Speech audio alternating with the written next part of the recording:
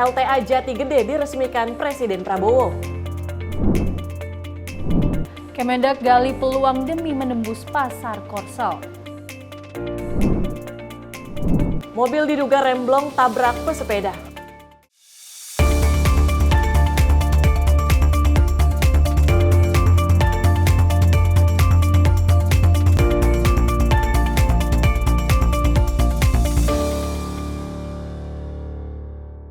Halo, selamat malam pemirsa. Senang sekali pada malam hari ini kami kembali hadir untuk mengisi ruang informasi Anda. Selain 4 informasi utama tadi, kami juga akan menghadirkan sejumlah informasi diantaranya terkait dengan agenda dari Kementerian Kabinet Merah Putih dan juga agenda dari Wakil Presiden Gibran Rakabuming Raka. Louis.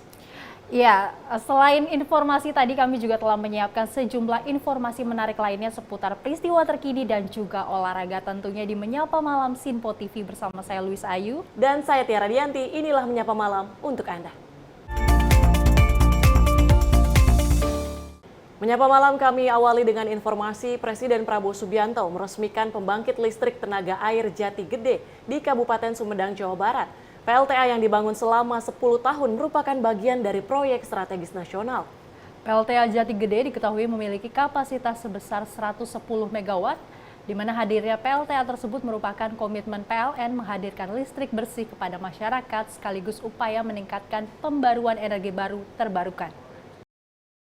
Peresmian ditandai dengan penekanan sirene oleh Prabowo, Direktur Utama PLN Darmawan Prasojo, serta sederet menteri. Tampak hadir di lokasi Menteri SDM Bahlil Lahadalia hingga Menteri Pekerjaan Umum Dodi Hanggodo.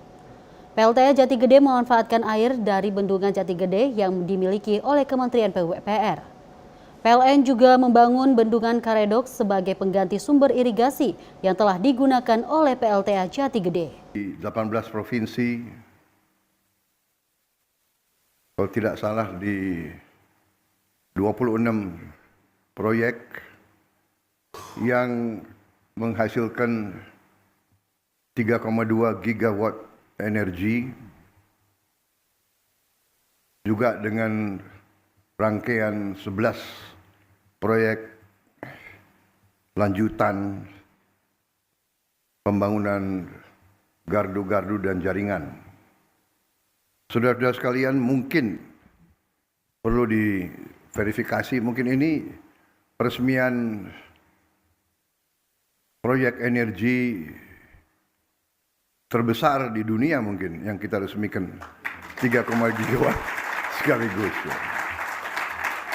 Tentunya ini adalah hasil karya seluruh bangsa Indonesia, hasil kerja keras putra-putra bangsa dari semua instansi, semua institusi, semua lembaga, juga peran daripada pemerintah yang dipimpin oleh Presiden ke-7, Pak Joko Widodo. Saya kira 10 tahun beliau mimpin, saya kira ini juga bagian dari kerja keras beliau, kerja keras seluruh pemerintah sebelum pemerintah yang saya pimpin. Ya mungkin ini takdir dan keberuntungan saya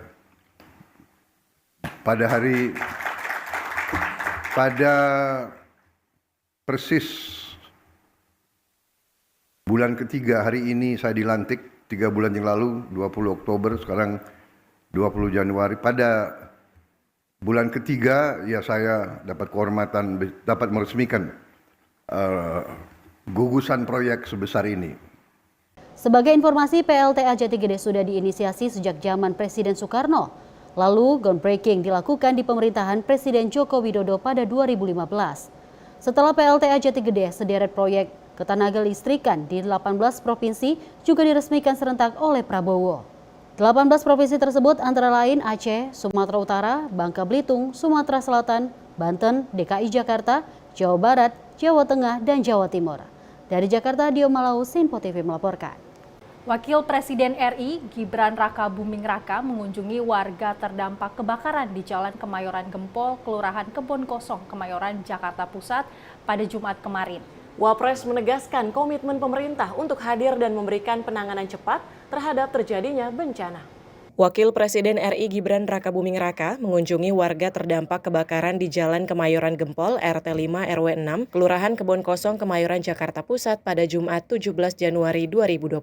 Wapres tiba di lokasi sekitar pukul 11.30 waktu Indonesia Barat. Wapres menyapa warga di lokasi pengungsian dan membagikan bantuan berupa paket sembako, air mineral, susu, alat kebersihan, dan popok bayi. Pada kesempatan itu, Wapres menegaskan komitmen pemerintah untuk hadir dan memberikan penanganan cepat terhadap terjadinya bencana. Gibran pun menekankan pentingnya koordinasi dan transparansi, khususnya untuk penanganan berjalan cepat dan tepat sasaran. Sementara dari sisi masyarakat, Wapres mengimbau perlu kewaspadaan dari warga untuk jaga keamanan permukiman dari hal yang berpotensi menyebabkan terjadinya kebakaran. Kebakaran di permukiman padat penduduk tersebut terjadi pada Rabu pagi 15 Januari 2025 yang menghanguskan puluhan objek bangunan dan mengakibatkan sebanyak 119 jiwa dari 45 keluarga harus kehilangan tempat tinggal. Dari Jakarta, tim redaksi Sinpo TV melaporkan. Kementerian Lingkungan Hidup, Badan Pengendalian Lingkungan Hidup kembali menyelenggarakan kegiatan aksi bersih sampah laut yang dipusatkan di Pantai Kedonganan, Kecamatan Kuta, Kabupaten Badung. Kegiatan ini melibatkan sebanyak 8.600 peserta dari berbagai elemen masyarakat yang tersebar di 12 titik sepanjang garis pantai Kelan hingga Jimbaran. Aksi besar-besaran ini turut dihadiri 3 Menteri Kabinet Merah Putih, yakni Menteri Lingkungan Hidup atau Kepala Badan Pengendalian Lingkungan Hidup Hanif Faisal Nurrafiq, Menteri Kelautan dan Perikanan Sakti Wahyu Trenggono, dan Wakil Menteri Pariwisata Niluh Puspa, serta Deputi Kemenko Pangan. Kabinet Pariwisata, Kabinet Perikanan, dan juga masyarakat pengunjung di Kuta kita, di Pantai Kuta. 2 minggu yang lalu masih banyak sampah yang karuan-karuan, kemudian kita kerja bareng dengan seluruh stakeholder, bisa maupun di daerah. Hari ini sudah bisa sebagian teman-teman menikmati kembali. Jadi kita akan terus lakukan untuk seluruh pantai-pantai di Pulau Bali dan seluruh pulau yang menjadi destinasi utama wisata kita, sehingga kita dari Indonesia semakin bersih. Kita pastikan bahwa semua upaya melakukan pembersihan pantai wajib terus berjalan secara sistematis dan akan dipastikan lanjut.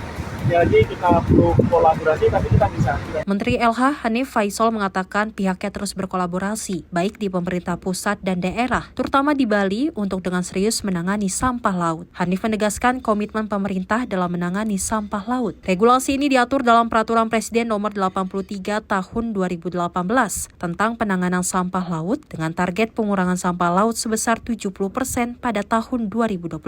Untuk mencapai target tersebut, pemerintah telah membentuk tim koordinasi nasional pengelolaan sampah laut. Disinggung langkah preventif terhadap permasalahan sampah kiriman di Bali, pihaknya menegaskan perintah Presiden Prabowo sudah jelas bahwa Bali harus bersih dari sampah kiriman dan sampah di daratan. Tim redaksi Sinpo TV melaporkan. Pemirsa, Menteri Kehutanan RI Raja Juli Antoni memimpin kegiatan penanaman 50.000 bibit mangrove untuk menutupi 5 hektar di lahan mangrove Arboretum Park di kawasan Taruhan, Ngurah Rai, Bali.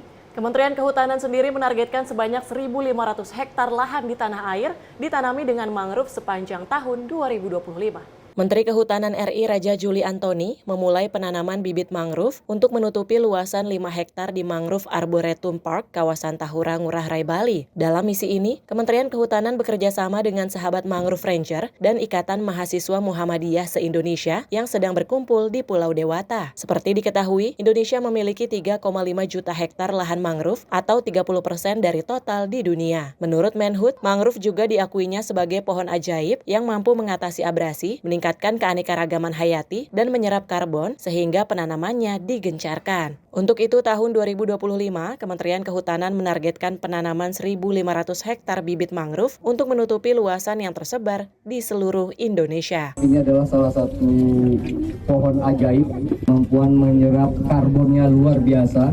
Teman-teman IMM dan kelompok lintas agama, sekali lagi terima kasih atas inisiatif ini untuk sama-sama menanam mangrove sebagai salah satu upaya kita untuk melestarikan alam Indonesia. Tim redaksi Sinpo TV melaporkan.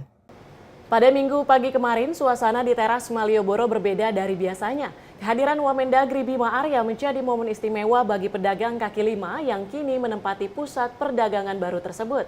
Dalam kunjungannya itu, Pemprov DIY juga memperkenalkan berbagai inovasi di teras Malioboro sebagai simbol modernisasi di kawasan tersebut dan juga sebagai bagian dari sumbu filosofi Jogja.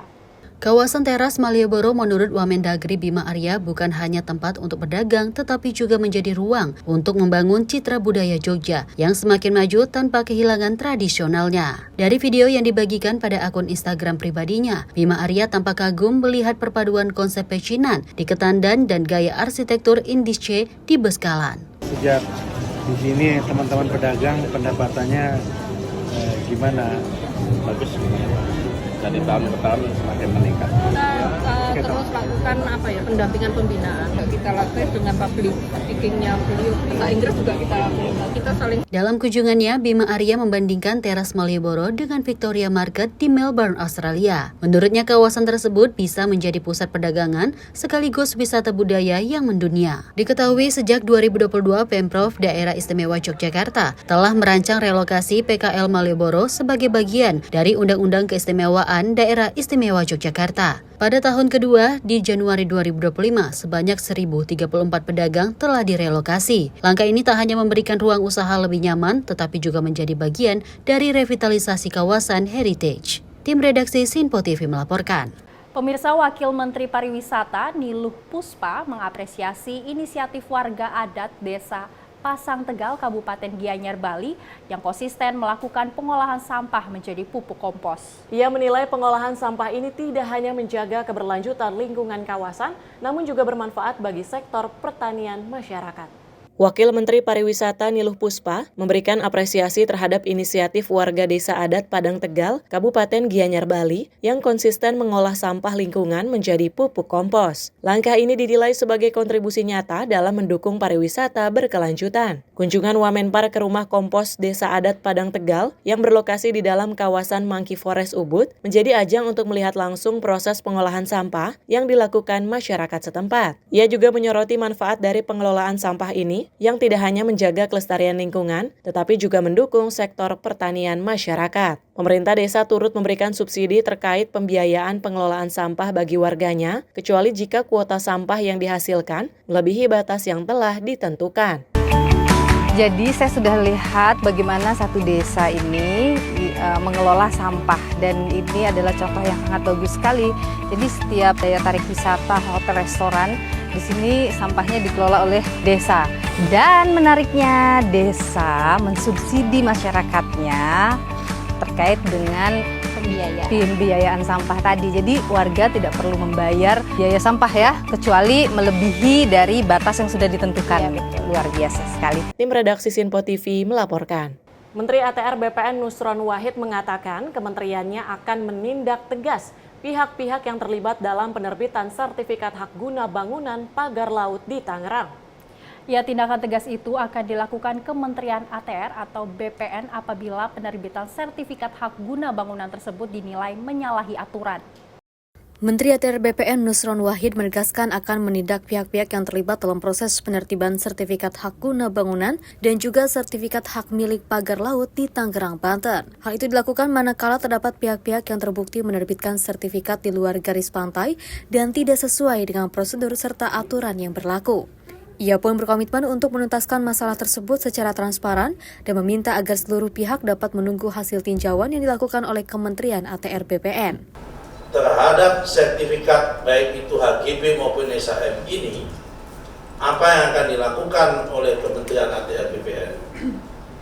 Kami hari ini mengutus dan memerintahkan kepada Pak Dirjen SPPN, Pak Firdu, ini orangnya, untuk melakukan koordinasi dan ngecek dengan Badan Informasi Geospasial mengenai masalah garis pantai yang ada di kawasan Desa Kohot tersebut.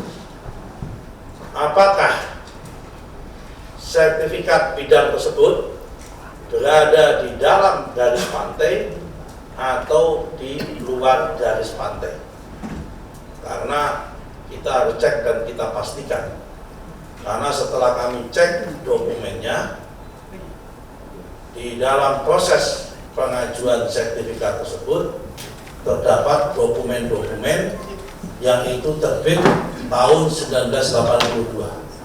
Karena itu kami perlu cek mana batas pantai tahun 82, mana batas pantai tahun 83, 84, 85 sampai batas pantai tahun 2024 dan sampai sekarang untuk mengecek keberadaan apakah lokasi yang dimaksud dalam peta bidang tanah yang tertuang di dalam SHGB maupun SHM tanah tersebut berada di bawah di dalam garis pantai atau di luar garis pantai. Dari Jakarta, Sri Dewi Adayani, Azizul Hakim, Simpo TV melaporkan. Usai jeda kami akan hadirkan informasi Menteri ATR BPN akui pagar laut bersertifikat HGB. Selengkapnya usai jeda, tetap di Menyapa Malam Simpo TV.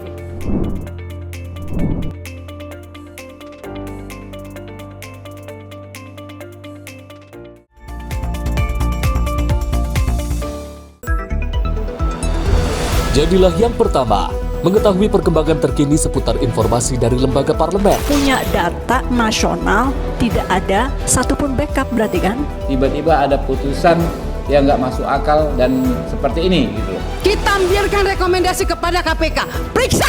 Kami hadirkan informasi paling akurat untuk mengawal setiap informasi dalam rapat komisi dan paripurna. Tentunya bersama saya Andi Rezaldi yang telah kami rangkum dalam program Simpo Parlemen. Saya Arif Rifani. Saksikan Simpo Parlemen setiap Sabtu pukul 6 pagi hanya di Simpo TV.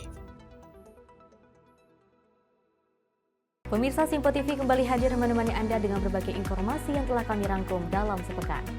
Sajian lengkap informasi sepekan kami hadirkan untuk Anda. Badan Legislasi DPR menemui masa unjuk rasa di depan gedung DPR RI Senayan, Jakarta. Menemani akhir pekan Anda bersama keluarga dengan rangkuman berita menyeluruh dalam Simpo Sepekan setiap minggu pukul 6 pagi hanya di Simpo TV. Halo, selamat malam pemirsa. Senang sekali rasanya kami mengisi ruang informasi Anda. Akhiri aktivitas Anda dengan rangkuman perkembangan peristiwa yang terjadi sepanjang hari. Sebelumnya kita saksikan ada sekitar 3.000 tamu undangan, sementara di Ibu Kota Nusantara ini ada sekitar 2.000 tamu undangan. Rangkaian informasi nasional dan mancanegara dirangkum sebagai penutup hari dalam Menyapa Malam. Setiap Senin hingga Jumat pukul 8 malam, hanya di Simpo TV.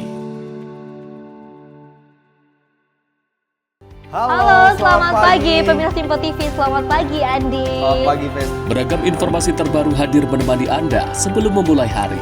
Itu memang dari Menteri Perhubungan juga mendukung, Betul. dari Menteri Keuangan juga mendukung, dan kita sebagai masyarakat pun juga Harus mendukung. Mengangkat isu yang tengah menjadi pembicaraan paling hangat. Semarakan pagi Anda bersama Menyapa Pagi. Setiap Senin hingga Jumat pukul 6 pagi, hanya di Simpo TV.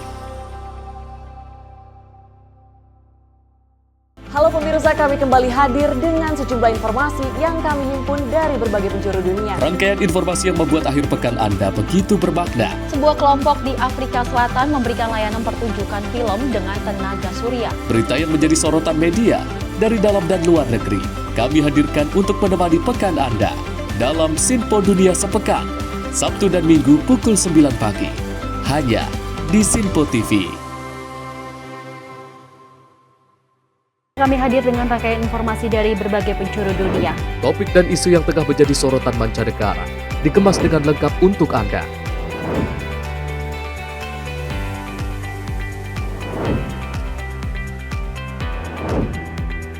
Peristiwa penting yang terjadi dari berbagai belahan dunia ini hadir dalam Simpo Dunia setiap Senin hingga Jumat pukul 7:30 malam hanya di Simpo TV.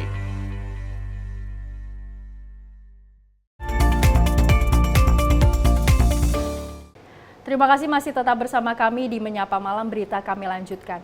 Pemirsa, sebagai upaya memperluas pasar ekspor, pemerintah dalam ini Kementerian Perdagangan terus berupaya untuk mencari peluang terhadap pasar Korea Selatan.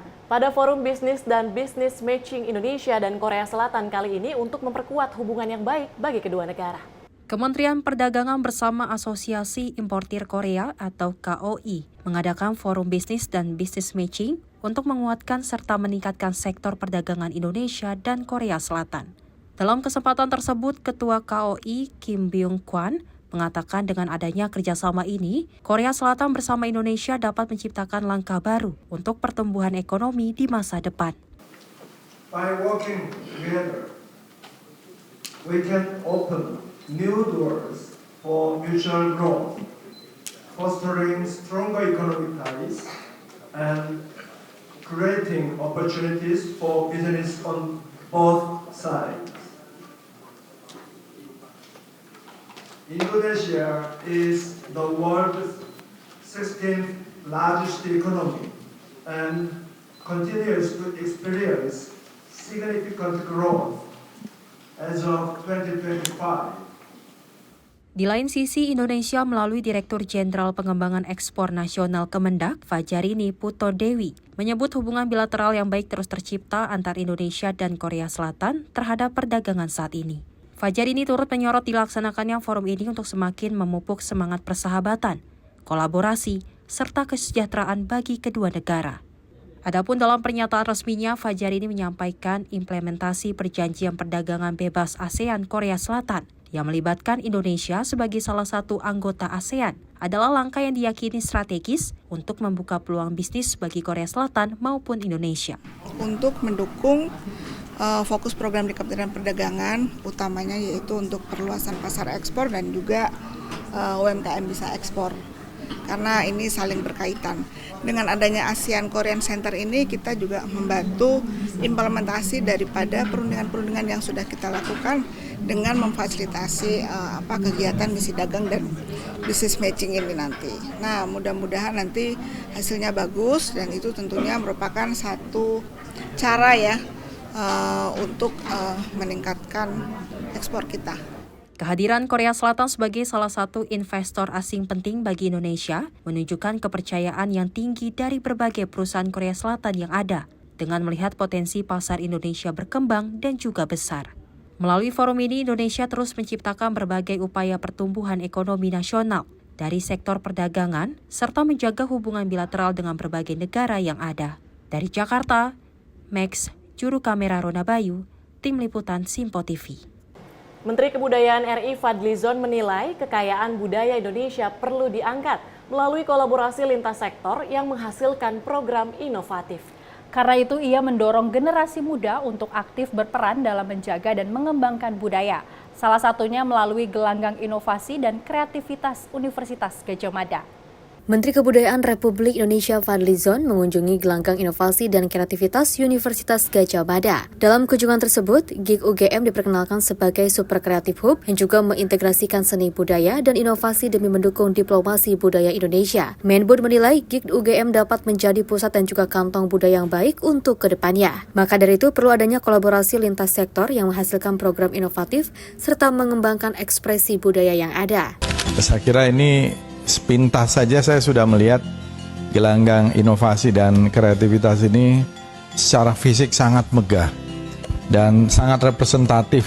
Dan saya yakin ini akan menjadi satu pusat atau bahkan juga kantong budaya juga yang sangat penting ke depan gitu. Karena Kementerian Kebudayaan ini adalah kementerian yang cakupan cukup luas, kebudayaan dalam arti yang luas.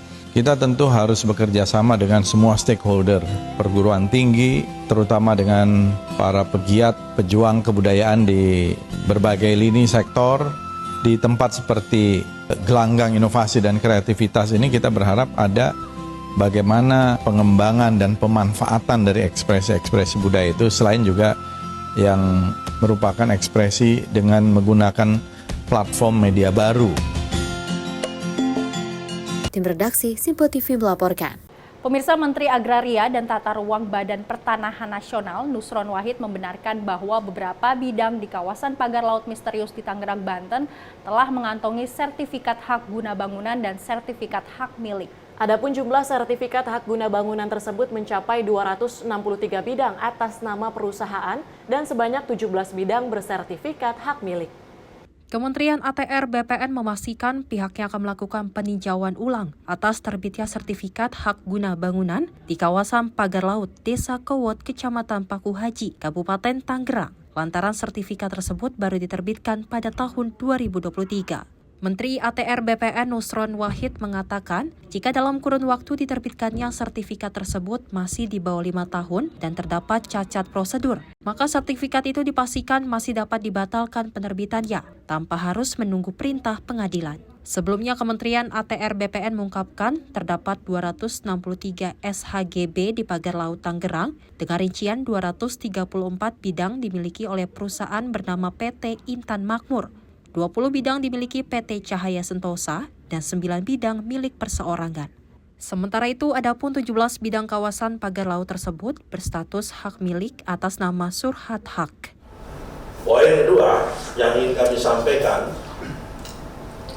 kami membenarkan ada sertifikat yang berseliweran di kawasan pagar laut sebagaimana yang muncul di banyak sosmed tersebut. Jumlahnya 263 bidang dalam bentuk SHGB atas nama PT Intan Agung Makmur sebanyak 234 bidang dan atas nama PT Cahaya Inti Sentosa sebanyak 20 bidang. Kemudian atas nama perseorangan sebanyak 9 bidang. Kemudian ada juga SHM, surat hak milik, atas 17 bidang. Poin ketiga, terhadap sertifikat baik itu HGB maupun SHM ini, apa yang akan dilakukan oleh Kementerian ATR BPN? Kami hari ini mengutus dan memerintahkan kepada Pak Dirjen SPPN, Pak Firgo, ini orangnya, untuk melakukan koordinasi dan ngecek dengan Badan Informasi Geospasial mengenai masalah garis pantai yang ada di kawasan Desa Pohon tersebut. Apakah sertifikat bidang tersebut berada di dalam garis pantai atau di luar garis pantai? Karena kita harus cek dan kita pastikan. Karena setelah kami cek dokumennya, di dalam proses pengajuan sertifikat tersebut terdapat dokumen-dokumen yang itu terbit tahun 1982. Karena itu kami perlu cek mana batas pantai tahun 82, mana batas pantai tahun 83, 84, 85 sampai batas pantai tahun 2024 dan sampai sekarang, untuk mengecek keberadaan apakah lokasi yang dimaksud dalam peta bidang tanah yang tertuang di dalam SHGB maupun SHM tanah tersebut berada di bawah, di dalam garis pantai atau di luar garis pantai. Dari Jakarta, Sri Dewi Andayani, Azizul Hakim, Simpo TV melaporkan. Dalam rangka memperingati Hari Imigrasi 2025, Direktorat Jenderal Imigrasi menggelar acara Imigrasi RAN 2025 yang berlangsung meriah di Jakarta. Acara ini menjadi platform bagi Dirjen Imigrasi Silmi Karim untuk menegaskan komitmennya adalah memberikan pelayanan terbaik kepada masyarakat.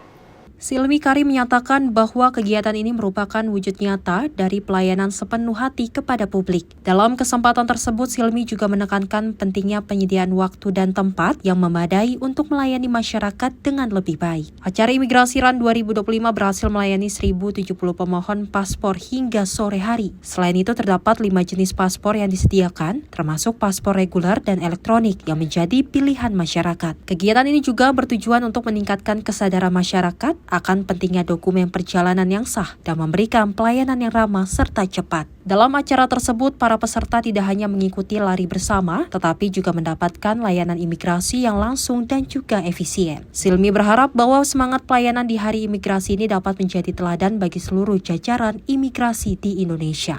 Tim redaksi Simpo TV melaporkan.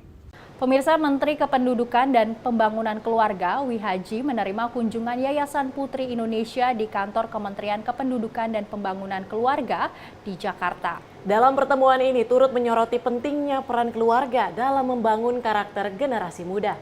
Menteri Kependudukan dan Pembangunan Keluarga Wihaji didampingi Wakil Menteri Kependudukan dan Pembangunan Keluarga Isyana Bagus Oka menerima kunjungan Yayasan Putri Indonesia. Pertemuan ini menjadi momen strategis untuk membahas isu-isu penting terkait dengan pemberdayaan perempuan, pendidikan keluarga, dan pembentukan generasi muda yang tangguh. Wihaji juga menegaskan bahwa program-program pemerintah seperti pembekalan calon pengantin dan edukasi gizi keluarga akan terus diperkuat untuk mendukung tercapainya tujuan tersebut. Dari Jakarta, tim redaksi Simpo TV melaporkan. Menteri Pemuda dan Olahraga Republik Indonesia Dito Aryo Tejo menghadiri rapat kerja nasional pengurus Pusat Persatuan Tenis Seluruh Indonesia di Hotel Sultan Jakarta. Melalui rakernas ini, Menpora Dito berharap Ketum PP PLT Nurdin Halid bisa meningkatkan mutu dan pembinaan atlet secara merata. Hal ini untuk nantinya bisa menciptakan prestasi olahraga tenis yang mendunia. Menurut Menpora Dito, tenis merupakan salah satu olahraga di tanah air yang punya potensi besar di panggung internasional. Oleh karenanya diperlukan kompetisi tenis di tingkat nasional agar para atlet bisa terus meningkatkan kemampuan. Lebih lanjut, Menpora Dito juga menegaskan dukungan pemerintah terhadap pembinaan atlet tenis. Tak hanya itu, Menpora Dito mendorong agar setiap daerah memiliki fasilitas berupa gedung olahraga multifungsi. Sementara itu, Ketum PP PLT Nurdin Halid sepakat untuk meningkatkan prestasi tenis Indonesia di level dunia. Beberapa program akan dilakukan untuk mencapai target tersebut. Di samping itu, Menpora Dito dan Ketum PP PLT Nurdin Halid menyerahkan piala kepada para pemenang kejuaraan nasional tenis. Mereka yang menjadi kampiun mendapatkan hadiah berupa uang tunai. Tim redaksi Simpo TV melaporkan. Menteri Koordinator Bidang Pangan Zulkifli Hasan menegaskan bahwa fungsi alih lahan sawah dapat dikenakan sanksi hukum. Pernyataan tersebut merujuk pada UU Nomor 11 Tahun 2020 tentang Cipta Kerja Pasal 72 yang mengatur bahwa konversi lahan sawah menjadi lahan non-pertanian dapat dikenakan pidana. Zulkifli Hasan menyampaikan hal ini dalam rapat koordinasi bidang pangan di Sulawesi Selatan pada Sabtu 18 Januari lalu. Rapat tersebut dilaksanakan untuk mendukung rencana Presiden Prabowo Subianto dalam mencapai swasembada pangan secepatnya. Langkah ini juga telah dikoordinasikan dengan kementerian dan lembaga terkait. Kami sudah berkoordinasi untuk menyelesaikan yang sudah menjadi keputusan kita, putusan Bapak Presiden. Kita harus swasembada pangan secepat-cepatnya. Lahan kita turun terus. 10 tahun terakhir sampai 70.000 hektar lebih beralih. Oleh karena itu saya minta para bupati dan juga kita semua tidak boleh mengalih lahankan sawah. Diketahui dalam 10 tahun terakhir, lebih dari 70.000 hektar lahan sawah telah beralih fungsi menjadi lahan non-pertanian yang menyebabkan penurunan produksi pangan dalam negeri. Oleh karena itu, Zulhas mengimbau agar tidak ada lagi pengalihan fungsi lahan sawah, apalagi jika lahan tersebut memiliki irigasi yang sudah baik. Ia menegaskan, jika ada pihak yang terbukti mengalih fungsikan lahan sawah, maka dapat dikenakan hukuman pidana dengan ancaman penjara hingga 5 tahun dan denda paling banyak 1 miliar rupiah. Tim redaksi Sinpo TV melaporkan. Menteri UMKM RI Maman Abdurrahman bersama Wakil Menteri UMKM Helvi Moraza melantik sejumlah pejabat serta meluncurkan logo baru Kementerian UMKM pada Rabu kemarin. Dalam sambutannya, Menteri UMKM mengibaratkan pengusaha UMKM layaknya lilin kecil-kecil yang harus dijaga agar menyala di setiap pelosok negeri. Menteri UMKM RI Maman Abdurrahman bersama Wakil Menteri UMKM Helvi Moraza melantik sejumlah pejabat serta meluncurkan logo baru Kementerian UMKM pada Rabu 15 Januari 2025 di Pasar Tanah Abang, Jakarta. Antusias masyarakat dan pengusaha UMKM yang luar biasa membawa semangat baru bagi pejabat dan juga seluruh pegawai Kementerian UMKM untuk mengemban amanah memajukan UMKM di tanah air. Dalam sambutannya, Menteri UMKM mengibaratkan pengusaha UMKM layaknya lilin-lilin kecil yang harus dijaga agar menyala di setiap pelosok negeri. Lebih lanjut dijelaskan bahwa UMKM meski berskala kecil namun memiliki peran dan dampak yang signifikan bagi perekonomian Indonesia. Oleh karenanya diharapkan UMKM di masa depan memiliki 3 nilai utama, berani, visioner, dan juga berdampak. Pengusaha dan penggiat UMKM kita ibaratkan seperti lilin-lilin kecil yang menyala di setiap pelosok negeri. Dan tugas kita bersama adalah menciptakan jaringan cahaya yang menyalakan harapan, menciptakan inovasi, dan menjaga roda ekonomi terus berputar. Dari Jakarta, tim redaksi Sinpo TV melaporkan. Pemirsa, kereta api Siantar Express, salah satu kereta api di Pulau Sumatera yang mendapatkan subsidi Public Service Obligation atau PSO dari Kementerian Perhubungan. KA Siantar Express menjadi pilihan favorit masyarakat Sumut sebagai moda transportasi yang ekonomis. Dengan tarif yang terjangkau, masyarakat dapat menikmati perjalanan dari Kota Medan ke Pematang Siantar maupun sebaliknya. PT Kereta Api Indonesia Persero telah memberlakukan kebijakan pembelian tiket kereta api subsidi atau PSO. Kebijakan ini diterapkan untuk kereta api bersubsidi yang mendapat dukungan dari pemerintah agar harga tiket tetap terjangkau dan membantu mobilitas masyarakat dengan keunggulan harga tiket yang lebih murah. Salah satunya kereta api di Medan, Sumatera Utara, kereta andalan masyarakat Sumatera Utara yakni kereta api Siantar Express dengan rute Siantar Medan dan sebaliknya. Kereta api Siantar Express termasuk kereta api di Pulau Sumatera yang mendapatkan subsidi Public Service Obligation atau PSO dari Kementerian Perhubungan dengan tarif terjangkau yakni Rp22.000. Hampir setiap pulang dari Medan ke Sumatera itu wajib naik kereta api. Kereta api terjangkau waktunya, kemudian untuk bagi orang yang nggak sibuk-sibuk itu nyaman. Dari harga pun lebih. Selalu cukup murah sih, dengan 22.000 ya. Sangat membantu masyarakat yang ya istilahnya menengah ke bawah. Kereta api Siantar Express dari Kota Pematang Siantar menuju Kota Medan memiliki jarak tempuh yaitu 129 km dan waktu tempuh 3 jam perjalanan melalui 11 stasiun pemberhentian. Bagaimana? Apakah Anda tertarik untuk mencoba naik kereta api Siantar Express? Tim redaksi Sinpo TV melaporkan. PJ Gubernur Jakarta Teguh Setiabudi meninjau lokasi penataan kawasan Rawabebek Selatan serta ruang publik terpadu ramah anak Kalijodo pada Kamis kemarin. Penataan kawasan dilakukan untuk mengatasi berbagai masalah sosial seperti kekerasan terhadap perempuan dan anak di bawah umur, tindak pidana perdagangan orang, dan kasus kriminalitas lainnya.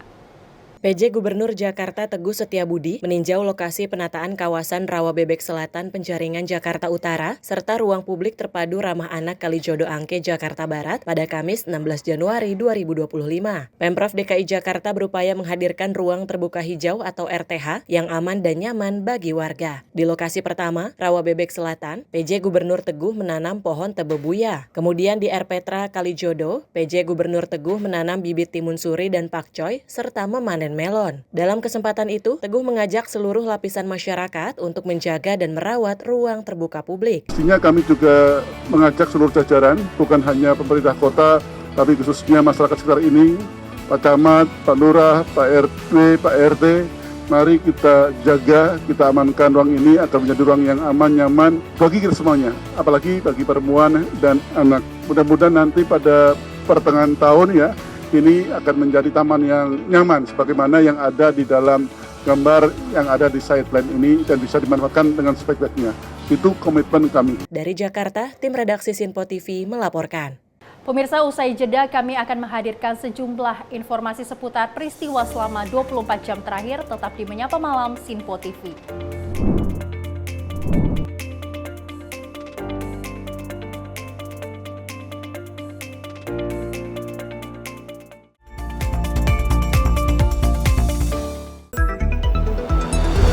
Jadilah yang pertama mengetahui perkembangan terkini seputar informasi dari lembaga parlemen. Punya data nasional, tidak ada satupun backup berarti kan?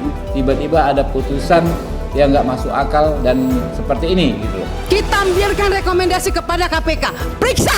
Kami hadirkan informasi paling akurat untuk mengawal setiap informasi dalam rapat komisi dan paripurna. Tentunya bersama saya Andi Rezaldi yang telah kami rangkum dalam program Sinpo Parlemen. Saya Arif Rufani. Saksikan Sinpo Parlemen setiap Sabtu pukul 6 pagi hanya di Sinpo TV.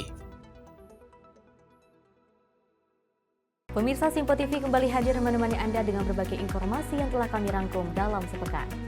Sajian lengkap informasi sepekan kami hadirkan untuk Anda. Badan Legislasi DPR menemui masa unjuk rasa di depan gedung DPR RI Senayan, Jakarta. Menemani akhir pekan Anda bersama keluarga dengan rangkuman berita menyeluruh dalam Sinpo Sepekan setiap minggu pukul 6 pagi hanya di Sinpo TV. Halo, selamat malam pemirsa. Senang sekali rasanya kami mengisi ruang informasi Anda. Akhiri aktivitas Anda dengan rangkuman perkembangan peristiwa yang terjadi sepanjang hari. Sebelumnya kita saksikan ada sekitar 3.000 tamu undangan, sementara di Ibu Kota Nusantara ini ada sekitar 2.000 tamu undangan. Rangkaian informasi nasional dan mancanegara dirangkum sebagai penutup hari dalam Menyapa Malam. Setiap Senin hingga Jumat pukul 8 malam, hanya di Sinpo TV. Halo, selamat pagi pemirsa Sinpo TV. Selamat pagi Andi. Selamat pagi, Ves. Beragam informasi terbaru hadir menemani Anda sebelum memulai hari. Itu memang dari Menteri Perhubungan juga mendukung, Betul. dari Menteri Keuangan juga mendukung, dan kita sebagai masyarakat pun juga Harus mendukung. Mengangkat isu yang tengah menjadi pembicaraan paling hangat. Semarakan pagi Anda bersama Menyapa Pagi. Setiap Senin hingga Jumat pukul 6 pagi, hanya di Sinpo TV. Halo pemirsa, kami kembali hadir dengan sejumlah informasi yang kami himpun dari berbagai penjuru dunia. Rangkaian informasi yang membuat akhir pekan Anda begitu bermakna. Sebuah kelompok di Afrika Selatan memberikan layanan pertunjukan film dengan tenaga surya. Berita yang menjadi sorotan media dari dalam dan luar negeri, kami hadirkan untuk menemani pekan Anda dalam Sinpo Dunia Sepekan, Sabtu dan Minggu pukul 9 pagi, hanya di Sinpo TV. Kami hadir dengan rangkaian informasi dari berbagai penjuru dunia. Topik dan isu yang tengah menjadi sorotan mancanegara dikemas dengan lengkap untuk Anda.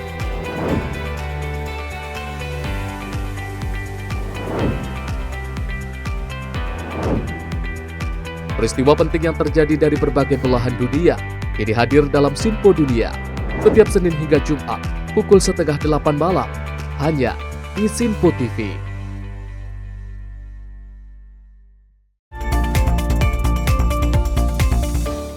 Terima kasih pemirsa, Anda masih menyaksikan Menyapa Malam. Informasi kami lanjutkan. Sebuah mobil yang dikendarai seorang ibu diduga mengalami remblong menabrak seorang pesepeda di Jalan Raya Yosudarso, Kelapa Gading, Jakarta Utara.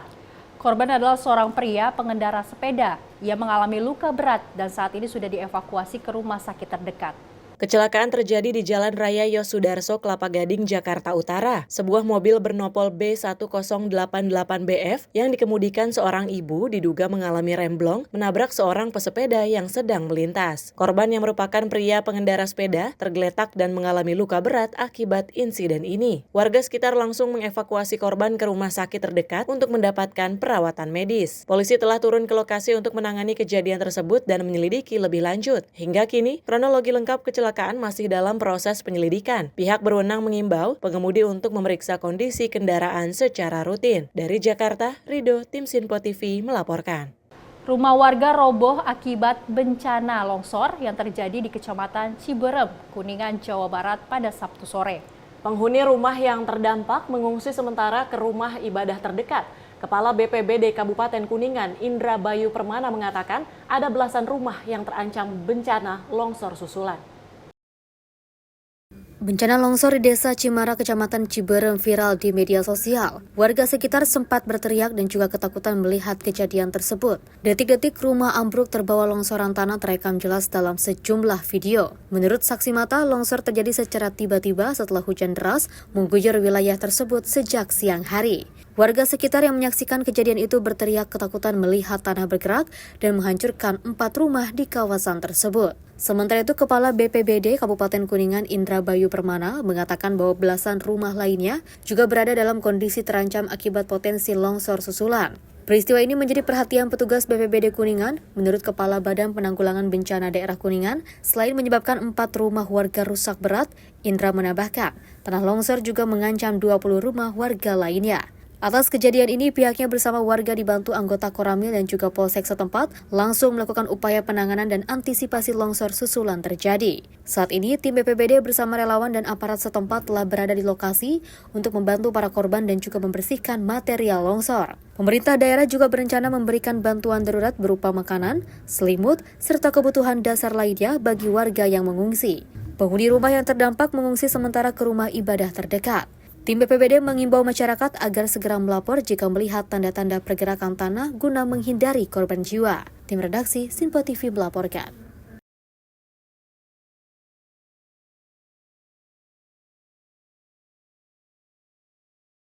Tawuran terjadi di kawasan Petojo, Jakarta Pusat melibatkan 2 kelompok anak muda. Insiden ini menyebabkan kekhawatiran terhadap masyarakat sekitar.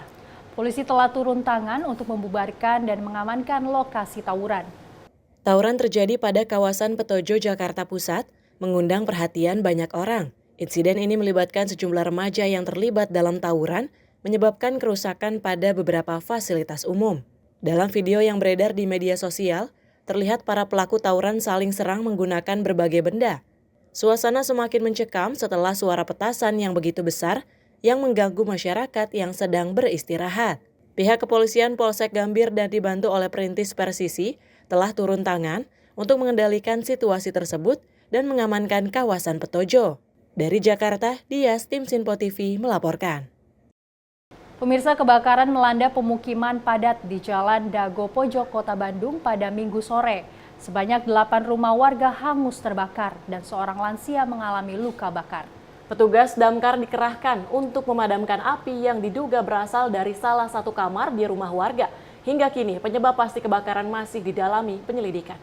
Kebakaran hebat terjadi di Jalan Dago Pojok, Kelurahan Dago, Kecamatan Coblong, Kota Bandung, Jawa Barat pada Minggu sore. Sebanyak 8 rumah warga hangus terbakar dan seorang lansia berusia 61 tahun mengalami luka bakar 4,5%. Korban langsung dilarikan ke Rumah Sakit Santo Boromeus untuk perawatan. Dinas Kebakaran dan Penanggulangan Bencana Kota Bandung mengerahkan 6 unit mobil pancar, 3 unit tangki, dan 2 unit rescue untuk memadamkan api. Setelah bekerja selama 1 jam 31 menit, petugas berhasil menjinakkan kobaran api. Sebanyak 8 kepala keluarga atau sekitar 36 jiwa terdampak akibat kebakaran ini.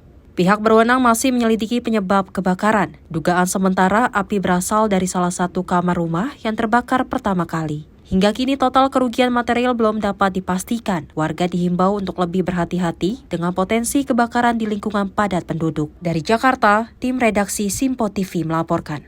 Aksi pencurian kendaraan bermotor di sebuah rumah di kawasan Grogol, Jakarta Barat terekam jelas kamera pengawas atau CCTV pada Minggu siang kemarin. Pelaku yang berjumlah 2 orang ini nekat masuk ke halaman rumah saat penghuni tengah berada di dalam. Dalam rekaman kamera pengawas atau CCTV memperlihatkan komplotan spesialis pencuri kendaraan bermotor melancarkan aksinya di sebuah rumah di Jalan Muardi 111C, Grogol, Petamburan, Jakarta Barat pada Minggu siang kemarin. Pelaku yang berjumlah 2 orang ini terlihat membuka pagar rumah yang tidak terkunci, kemudian nekat masuk ke halaman dan menjebol kunci kendaraan korban. Kurang dari 5 menit, para pelaku kemudian berhasil membawa kabur motor milik warga. Penghuni rumah yang mengetahui aksi ini kemudian keluar dan mencoba mengejar pelaku, namun tak dapat. Itu jam 3 sore. Itu motor posisi dalam rumah, Pak? Iya, dalam rumah. 2 orang masuk. Pelakunya 2 orang, Pak? Pelakunya 2 orang bawa motor. Posisi pagar rumah lagi dikunci atau gimana, Pak? Pagar rumah sementara itu sudah dikunci. Biasanya ini dikunci waktu ditinggalin itu tidak dikunci. Dikunci stang juga, Pak? Iya, dikunci stang juga di sini. Tapi daerah sini rawan nggak sih, Pak, pencuri? Akhir-akhir ini agak rawan. Iya. Tapi di CCTV itu aksinya lama gak sih, Pak? Ya, beberapa menit lah. Atas kejadian yang sering terjadi di kawasan tersebut, korban langsung melaporkannya ke pihak berwajib, kemudian memviralkannya ke media sosial. Dari Jakarta, kontributor Sinpo TV melaporkan. Informasi olahraga tadi sekaligus menutup jumpa kita di edisi Menyapa Malam kali ini. Saya Tiara Dianti, mewakili seluruh kerabat kerja yang bertugas, pamit undur diri. Terima kasih dan sampai jumpa.